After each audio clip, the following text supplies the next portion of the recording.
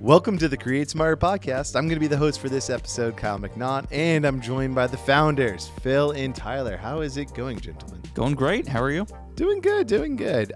So for this episode, I want to talk to you guys about something I think all three of us have been having a lot of conversations with events and AV and stuff like that recently. And one thing that I think we do a little differently, and I kind of want to hear it from you two of how you approach it, is what our approach is to working events and how we really do something that's a little more unique for the industry in the sense that we really approach most projects as a partnership instead of it being transactional.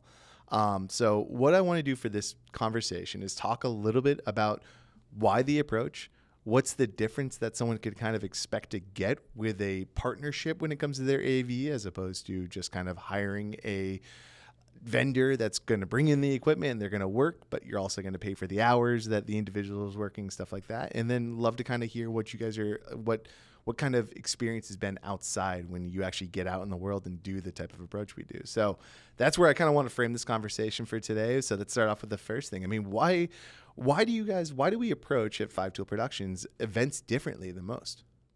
I don't know. I mean, I'll just jump in to start things off. And I think every event is different and every event has different goals and different needs in mind. However, the one thing that remains true after going through like 5,000 events over the course of time is that there's still a run of show, right? There's still a way to kind of do things. And even if you have done 5,000 events before, you do know that no two events are going to be the same. And we like to basically say, let's walk through this together so we can put on a great show at the end of the day. We don't necessarily want to just arrive on site and say, here's your equipment, we're good to go, and then have a ton of surprises, because at the end of the day, that doesn't necessarily paint us in the best light. So what we found is by attacking things like a partnership, and that doesn't necessarily work for everybody.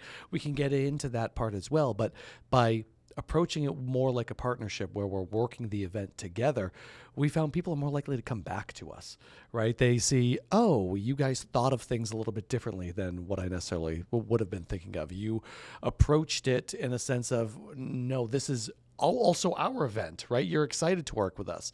I think that's just like one of the ways I would look at it. Yeah, I mean, I think we approach every single project, whether it's an event or a video or everything, in pretty much the same way, which is, how much do you have to spend? What are you trying to accomplish? Who is it for? And how much time do you have to get it done? And I don't think that you can preach that unless you're paying attention to the objective part of it. What are you trying to accomplish? And there's a difference between, what gear do you need and what are you trying to accomplish? And I think that by approaching events from the standpoint of asking the question, what are you trying to accomplish? You're a lot more likely to get into a project and be successful in the eyes of the client and in the eyes of the audience, because you didn't just say, oh, we're going into a room, we need X, Y, and Z. You go into it and ask, what do you feel like we need in order to be successful? And to your point, it I think leads to repeat relationships with people, because there's a lot less in the way of surprises at events because you've asked, some of the right questions. And I think we can get into what some of those are in more detail, but it's little things like, do your, executives, if it's a corporate event, do they prefer, a clip-on lavalier mic versus a handheld microphone, right? That might seem like a little detail, but it's a really big detail if your CEO wants to talk with his or her hands and be able to have a remote in one hand and be able to walk around stage and gesture that way. But a lot of times those things get missed when it's just a line item on, a sales sheet that says a wireless microphone. That's probably the best point. I definitely didn't do a good job summarizing it at the beginning. It definitely did not. But right now, the way I think that we approach it differently is the person that is walking through the event with your project manager throughout the course of time is going to be the same person that's on location. That's also might be having to do some other smaller tasks as well. But that person knows, well, this person's going to be walking up on stage this way, going to be coming to accept an award, going to be shaking hands, kissing babies, taking a few photos. The photos are going to be to the left of the podium. They're going to be in front of the big IHS sign, and they're going to be walking down the other side. Whereas a transactional relationship, the person says, well, I'm here to run audio. right? I'm here to make sure that the levels are up and the levels are down. I don't really care. I don't have the skin in the game to really care or the wherewithal to know what's going on. So that's where we kind of look at it as the partnership approach of, we're with you every step of the way, not just when you step foot on site, right? I think that's one of the ways, when I say we have skin in the game, it is your event, right? But we have skin in the game in the sense that we want to make sure that our content, that, all of our equipment, everything looks and sounds good. You look good, which makes us look good at the end of the day. And I think another big part of it we talk about all the time is the best events are the events where everybody is clear on what their role is and everybody's in a role that they're comfortable with. And, you talk about like that person who knows, the photo's going to happen on the left of the stage, this and that. There are a lot of different roles that are necessary for, an event to be seamless and successful. And those are different for every event depending on the complexity of an event. If it's one speaker goes up on stage to a podium and introduces a speaker to come out with a lavalier mic and walk around, and then the first speaker comes back and says good night, well, that's not a very complex event. But if there's a musical act and there's people coming up on stage and there's people accepting awards and there's panel discussions and it goes on over the course of a day, then there's more necessary in terms of staff and coordination. And when you say every event is different, that's part of it too, is to identify what those roles are and assign people to those roles and make sure that no one person is overloaded to the point where they can't execute on those roles. And I think when we look at events, we don't look at it as, X, Y, and Z pieces of equipment. We look at it from a people standpoint. The gear is obviously important and we map that out, but we look at it a little more from a roles and responsibilities and people standpoint. What needs to get done? Who's doing it? Are they clear on what needs to get done?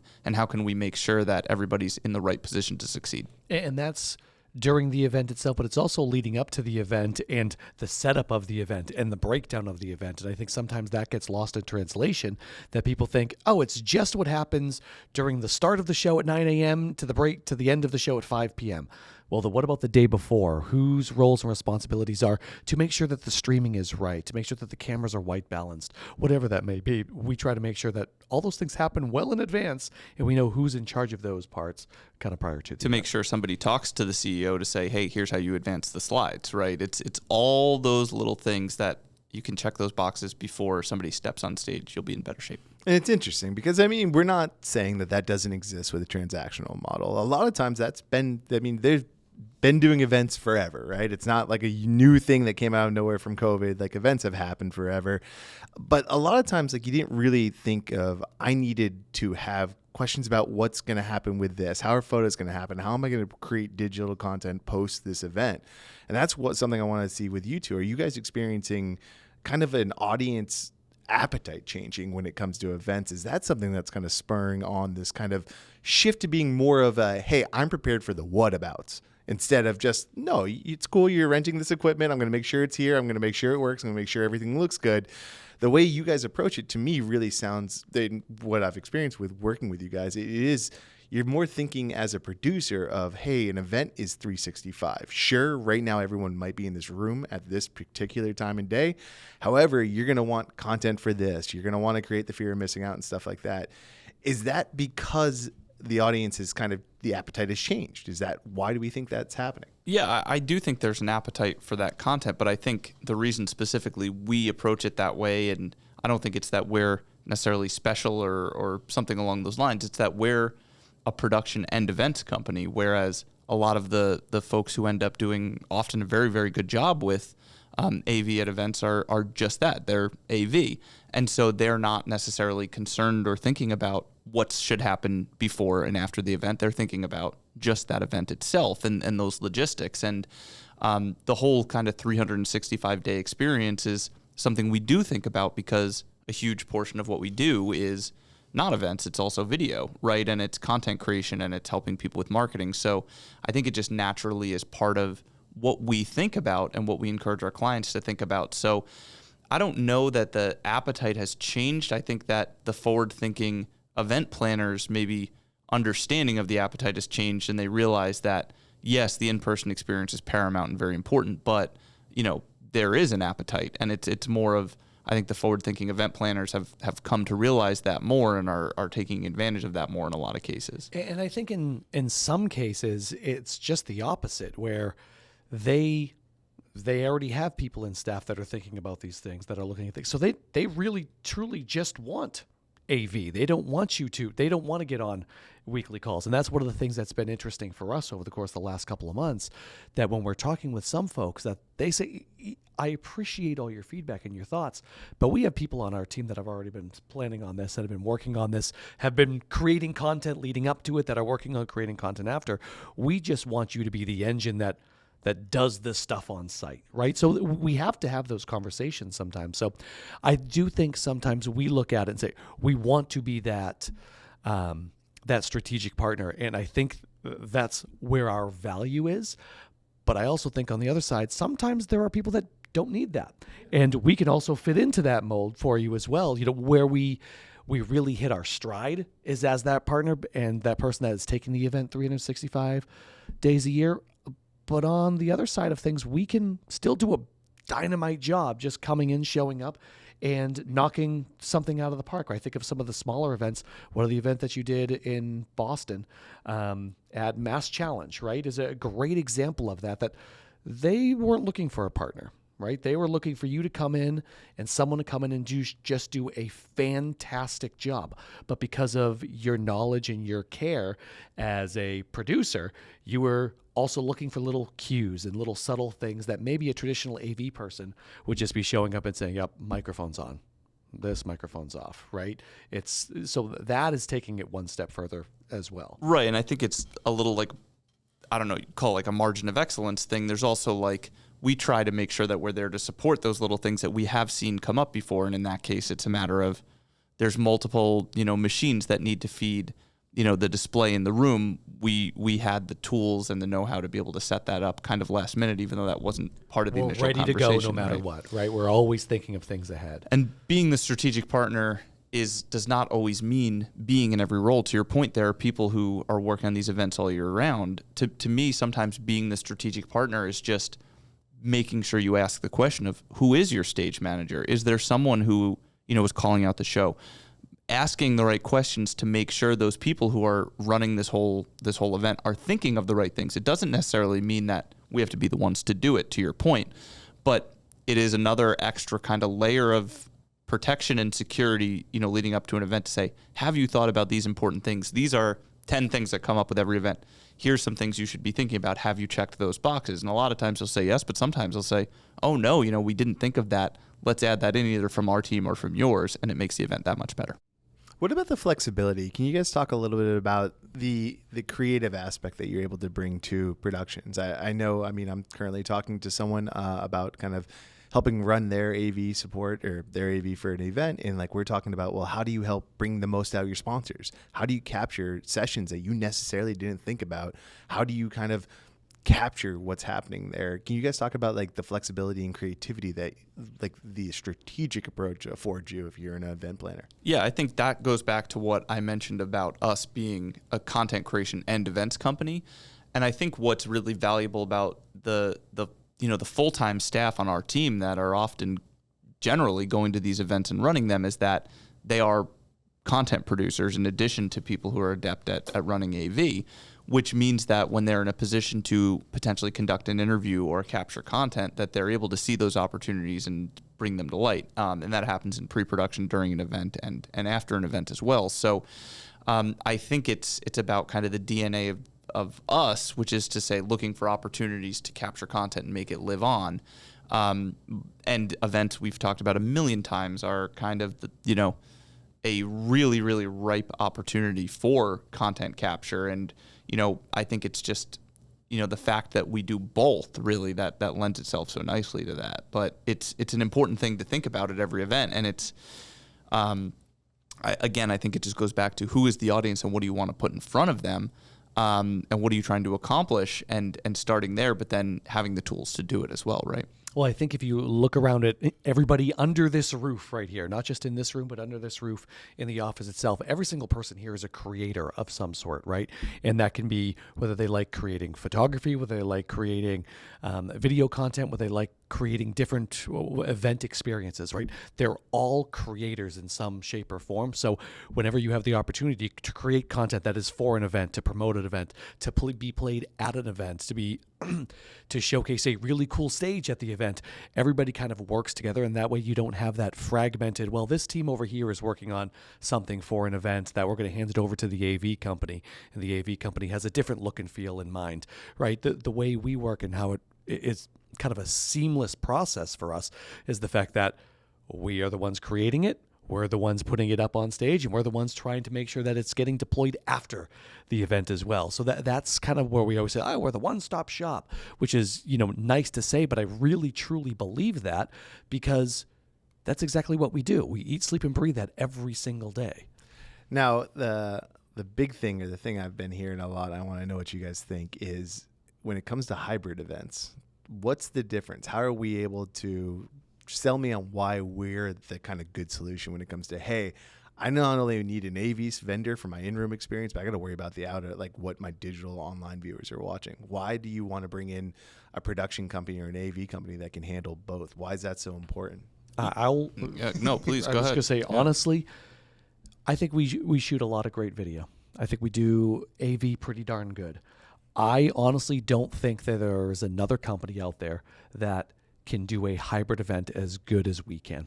And I truly believe that we are the best at putting on a hybrid event that can serve both audiences, the in-person and the at-home, the in-person speaker and the remote speaker as well. And that's the thing, going back to what we've talked about before, we're trying to think of all of those different audiences, not just, oh, you've got people watching in the room, you've got people watching at home. Well, what about the speakers? What about the attendees that want to chime in and have a conversation with the person on stage? We have done this before COVID, we've done it during COVID, and we're going to be continuing to do it after COVID. And I honestly believe that nobody does it as good as we do. We've done it before Facebook had live streaming. So I really do think part of it is just experience in this specific field of live streaming and remote guests and hybrid audiences. And, our team here just has a lot of deep experience in that field. And I just think it goes back again to the idea of what are you trying to accomplish and who is it for? And our team always thinking about all of those different stakeholders. It's not just for the people sitting in the chairs in the conference hall. It's not just for the people sitting in their office watching on a laptop. It's not just for your remote guests. It's not just for your CEO going up on stage. It's for all of them. And then also for all the people who work at your company who need to be stewarded in their own way because they ran this event. So thinking about all of those different people and how they all need to be served at once, and having the tools to actually do it in a fast, flexible, efficient way, that's where I think we're thinking and excelling, whereas I think a lot of other people will look at one of those buckets, the in-room audience or the at-home audience or the speaker up on the stage, but not bring all of them together. And I think that we really try to focus on making sure everyone who's involved in your event has a lane and is being served in a way that makes sense to them. And again, we can deliver that in kind of a fast and effective way based on a lot of different systems that we've put together and we can bring on site for events or run it out of our office here. So I love it. I mean, I definitely think it goes into, we're darn good at what we do. And it is more and more we're seeing hybrid recording. It's so many different audiences. It's how do you think about them and how they want to be communicated? How do they need to know? What do they need to know? How do they need to see it? Those are all things that you have to bring into attention. Really, there's not much else. I mean, I know you and I had a whole little breakdown we did with like a recent project where we were trying to figure out where the big cost differentiator comes from. And really, it comes down to our people are there. We're there to execute on a project. And when we look at a traditional AV, like the skill is normally a hourly rate. Like, hey, they're here for that hour and that's it. And like, if you go over, you're paying overtime and stuff. So those are just kind of like fun conversations that we started to see and just hearing out in the world. That's why I thought it'd be fun to talk to you both about like why the approach, where the differentiators really come from, and what kind of someone could expect. So yeah, I mean, listen, just to follow up quickly, we did a webinar on this, like how to pick your AV company for an event.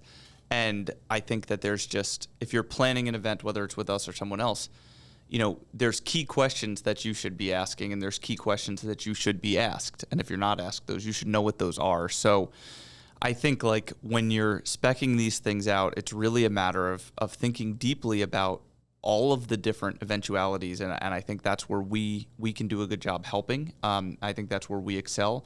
But we have resources for it, and if you just want to, get a checklist, just let us know, and we'll let you know what questions to ask at minimum. We just want everyone to put on good events. Ideally, you do it with us, but ultimately, we just want everyone to put on good events. Awesome. Well, go to the website, 5toolproductions.com, to be able to get all the resources that we have out there. I'm looking at the middle camera. I don't know which one you guys are looking at. I was looking at We're you. all I was looking at you. I saw Phil out of the corner of my eye. Well, that's it. I'm Kyle McNaught. Thanks to Phil. Thanks to Tyler for joining for Create Smarter Podcast. Thanks, and have a great day.